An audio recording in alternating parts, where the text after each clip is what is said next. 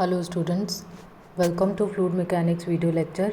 आज का टॉपिक है loss of energy in pipes. Pipe flow में हम हेड लॉसेस के बारे में पढ़ेंगे। तो there are two type of head losses in pipe flow. Pipe flow में दो प्रकार के हेड लॉस होते हैं, एनर्जी लॉस होते हैं, जिनको हमने दो कैटेगरी जिसमें कि ये दो कैटेगरीज़ हैं। पहली है मेजर एनर्जी लॉस और दूसरी है minor energy loss. Major energy loss मतलब बड़ा एनर्जी लॉस जिसके कारण होता है, और माइनर एनर्जी लॉस यानी छोटे छोटे कारण जिनके के कारण हेड लॉस होता है या एनर्जी लॉस होता है। मेजर एनर्जी लॉस में दो कारण हैं। मेजर एनर्जी लॉस में एक कारण है that is due to friction, यानी पाइप फ्लो में जब घर्षण होगा तो जो हानि होगी वो सबसे ज़्यादा होगी, इसलिए इसे मेजर एनर्जी लॉस कहते हैं। अब इस मेजर एनर्जी लॉस को कैलकुलेट करने के लिए, वैसे इसको HF से डिनोट करते हैं, और इसको कैलकुलेट करने के लिए दो फॉर्मूले काम में लेते हैं। फर्स्ट इज़ डार्सी-वीबैच फार्मूला और दूसरा है चेज़ीज़ फार्मूला। ठीक है, इन दोनों के लिए हम निकालेंगे फॉर्मूले। हमारे सिलेबस में फॉर्मूला है और इन फॉर्मूलों से एक एक न्यूमेरिकल होएगा। अब है minor energy loss. Minor energy loss जो होता है वो मेनली हमारे पास 5 रीज़न हैं, 5 जो कारण हैं इनके कारण होते हैं। जैसे कि सडन एक्सपांशन ऑफ पाइप, यानी पाइप जो है वो कहीं छोटी डायामीटर का है और आगे जाके बड़ी डाया में कन्वर्ट हो रहा है, तो उसमें क्या हो रहा है, अचानक से बड़ा हो रहा है, that is sudden expansion of pipe. दूसरा है सडन कंट्रैक्शन, बड़ी डाया का पाइप है और जो आगे जाके छोटी डाया में कन्वर्ट हो रहा है, तो that is known as sudden contraction of pipe. तीसरा है बैंड इन पाइप, यानी पाइप में बैंड हो रहा है, यानी मुड़ रहा है पाइप, कहीं से मुड़ाव। चौथा है पाइप फिटिंग्स, जहाँ भी वॉल्व लगे हुए होते हैं, नल लगे हुए होते हैं, उन फिटिंग्स पर भी हेड लॉसेस क्रिएट हो जाते हैं। And fifth one is obstruction in pipe. Pipe में अगर कुछ फंस गया है या कोई बाधा आ गई है तो वो भी जो है वो लॉसेस क्रिएट करती है। तो ये मोटा मोटा फॉर्म है हेड लॉसेस का, कि मेजर एनर्जी लॉस कौन सा होता है और माइनर एनर्जी लॉस कौन सा होता है। इनके लिए अब फॉर्मूले डिराइव करेंगे हम। तो सबसे पहला जो एनर्जी लॉस है that is loss of energy due to friction. इसको HF से डिनोट करते हैं, इसको बोलते हैं head loss due to friction. ठीक है, घर्षण के कारण शीर्ष हानि। तो इस घर्षण के कारण शीर्ष हानि को निकालने के हमने दो फॉर्मूले बताए आपको, कि पहला है जो फॉर्मूला है दैट इज़ डार्सी-वीबैच फार्मूला, और दूसरा जो फॉर्मूला है वो है चेज़ीज़ फार्मूला। तो डार्सी-वीबैच फार्मूला क्या है, तो डार्सी-वीबैच फार्मूला है कि HF बराबर 4FLV² अपॉन में है D इंटू 2G। हमारे पास ये फॉर्मूला है हेड लॉस निकालने के लिए, फ्रिक्शन का हेड लॉस निकालने के लिए। तो हमें ये फॉर्मूला ध्यान रखना है कि HF की वैल्यू कितनी है, 4FLV² over D into 2G। जहाँ पर HF क्या बता रहा है कि HF तो है loss of head due to friction. F क्या है, F है कोफिशिएंट ऑफ फ्रिक्शन। ठीक है, यहाँ पे F निकालने का काम ही बड़ा काम है, तो this F is coefficient of friction. अब ये जो कोफिशिएंट ऑफ फ्रिक्शन है ये रेनॉल्ड नंबर का फंक्शन है। रेनॉल्ड नंबर जो हमने पढ़ा था पहले, इस रेनॉल्ड नंबर का फंक्शन है। और इसको कैसे निकालेंगे कि अगर F बराबर 16/RE है, 16/RE कब होगा, अगर रेनॉल्ड नंबर हम कैलकुलेट करें और हमारा रेनॉल्ड नंबर 2000 से कम आता है। अगर रेनॉल्ड नंबर कैलकुलेट करने पर 4000 से 10⁻6 के बीच आता है, तो F निकालने का फॉर्मूला हम यूज़ करेंगे 0.079 डिवाइडेड बाय RE की पावर 1/4। L जो है वो लेंथ ऑफ पाइप आ जाएगी, जिस पाइपलाइन में हम लॉस निकाल रहे हैं उसके लिए लेंथ कितनी है। V जो है यहाँ पे मीन वेलोसिटी ऑफ फ्लो है, फ्लो की जो भी पानी का बहाव है या कोई भी द्रव पदार्थ का बहाव है उसकी वेलोसिटी कितनी है। D आ जाएगा डाया ऑफ पाइप। दूसरा जो फॉर्मूला है वो फॉर्मूला है हमारे पास चेज़ीज़ फार्मूला। अब ये जो चेज़ी का फॉर्मूला है वो है एच एफ बराबर F dash upon rho G into P बटा A into L into V square, जहाँ पे इस एच एफ को बोलते हैं loss of head due to friction. H F क्या है? हेड, वही जो है head loss due to friction जो निकाल रहे हैं। इस केस में rho into G small W specific weight हो जाएगा। अब ये पी जो है that is wetted perimeter of pipe. ये हमने ओपन चैनल फ्लो में देखा था कि वेटेड पैरीमीटर कैसे निकालते थे कि रेक्टेंगुलर चैनल है हमारे पास तो वो 3 साइड्स को वेट करता हुआ जाता है, तो that is wetted perimeter of pipe. Area, A for area of cross section of pipe, L हो जाएगा लेंथ ऑफ पाइप और वी वही मीन वेलोसिटी ऑफ पाइप। अब इसमें ये जो पी बाय ए का वैल्यू है इसको हम रिप्लेस कर सकते हैं 1/m से। हमने ओपन चैनल फ्लो जब डिस्कस करा था तब देखा था कि A/P जो होता है इसका रेशियो क्या होता है, m से डिनोट करा जाता है और ये होता है हाइड्रोलिक मीन डेप्थ या हाइड्रोलिक रेडियस। तो m बराबर A/P। अगर सर्कुलर पाइप है, सर्कुलर चैनल है, मोस्ट केसेस में सर्कुलर पाइपलाइन है, तो A/P की वैल्यू क्या आ जाएगी, D/4।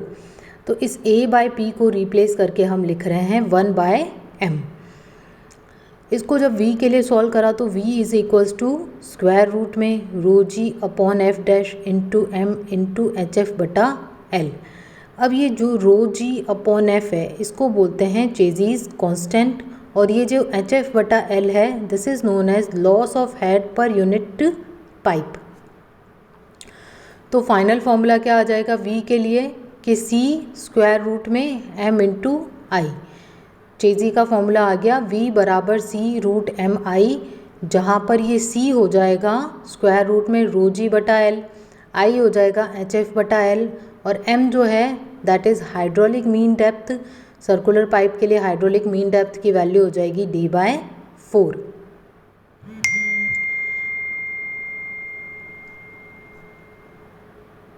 इसके आगे हमारे पास टॉपिक है, ये था हमारा head loss due to friction, जिसमें हमने 2 फॉर्मूले डिस्कस करे।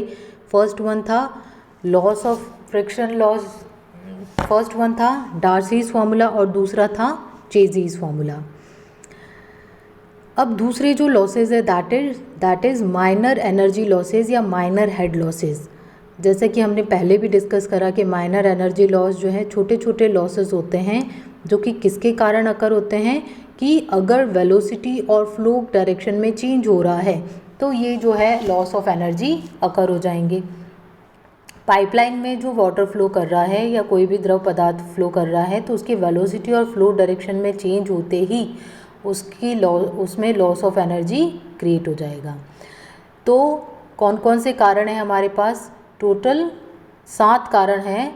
सबसे पहला है सडन एनलार्जमेंट, दूसरा है सडन कंट्रैक्शन, तीसरा है at entrance of pipe and at exit to the pipe, पांचवा है ऑब्स्ट्रक्शन इन पाइप, छठा बैंड इन पाइप और सातवां है various type of fittings in pipe. ठीक है, तो ये टोटल 7 केसेस हम डिस्कस करेंगे जिसमें कि हम माइनर एनर्जी लॉस जो है वो देखेंगे कितना फॉर्मूला आता है। In case of long pipes, अगर हमारे पास लॉन्ग पाइपलाइंस है तो इस तरह के जो होते हैं लॉसेस उनको नेग्लेक्ट कर दिया जाता है। पर अगर छोटी पाइपलाइंस होती है, शॉर्ट पाइप्स होते हैं तो इन लॉसेस को भी कैलकुलेट करा जाता है।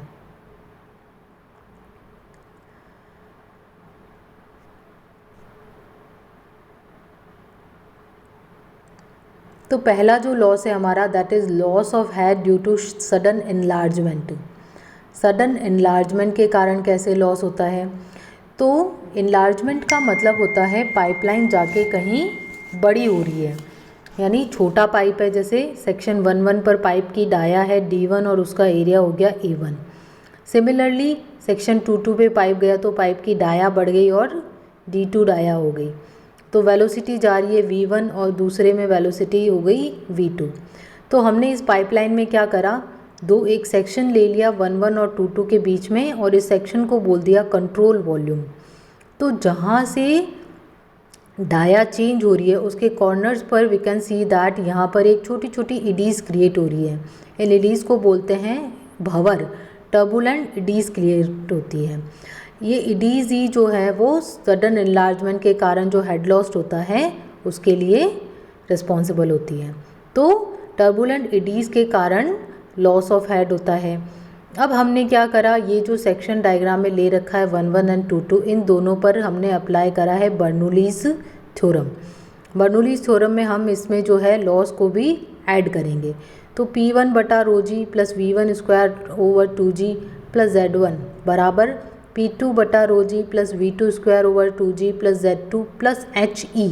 HE क्या है, loss of head due to sudden expansion. तो HE का फॉर्मूला अब Z1 और Z2 तो आपस में कैंसिल आउट हो जाएंगे, क्योंकि ये जो पाइपलाइन है ये हॉरिजेंटल पाइपलाइन है और डेटम से Z1 बराबर Z2 है। तो HE की वैल्यू आ जाएगी P1 ओवर रो जी माइनस P2 ओवर रो जी और plus V1 square over 2G minus V2 square over 2G। ठीक है, यही डायग्राम हमने वापस बनाया है। तो कंट्रोल वॉल्यूम जो है, इस 1 और 2 के बीच में जो कंट्रोल वॉल्यूम क्रिएट हो रहा है, उस कंट्रोल वॉल्यूम में x डायरेक्शन में फोर्स आ जाएगा P1A1 minus P2A2 plus P dash, pressure intensity जो ईडीज़ के कारण क्रिएट हो रही है, और एरिया का डिफरेंस आ जाएगा। ठीक है, ये जो P डैश है इसको अप्रोक्सीमेट P1 के बराबर हम मान ले रहे हैं। तो Fx आ जाएगा A2 P1 माइनस P2।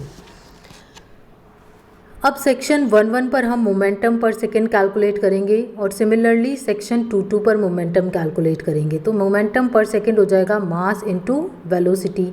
इसको हम ऐसे भी लिख सकते हैं area into density into velocity as V1। तो A1 V1 इंटू रो, तो this will be row A1 V1 का होल स्क्वायर। सिमिलर जो मोमेंटम है हम सेक्शन 2 पर फाइंड आउट करेंगे, that is rho A2 V2 का होल स्क्वायर। तो सेक्शन 2 से 1 में मोमेंटम में चेंज कितना हुआ, तो दोनों को माइनस कर दिया, 2 माइनस 1, रो A2 V2 का स्क्वायर माइनस A1 V1 का स्क्वायर। सेक्शन 1 एंड सेक्शन 2 के बीच में हमने कंटिन्यूटी इक्वेशन लगाई, दैट इज़ A1 V1 बराबर A2 V2। तो A1 को रिप्लेस करा हमने यहाँ A2 V2 अपॉन V1 से। तो जो चेंज इन मोमेंटम का फॉर्मूला था हमारे पास, उसमें हमने A1 को रिप्लेस करा। A1 को रिप्लेस करने से हमारे पास फाइनल चेंज इन मोमेंटम आ जाएगा रो A2 V2 square minus V2 V1।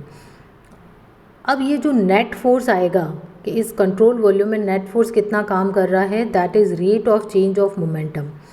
तो वो P1 minus P2 into A2 बराबर रो A2 V2 square minus V2 V1।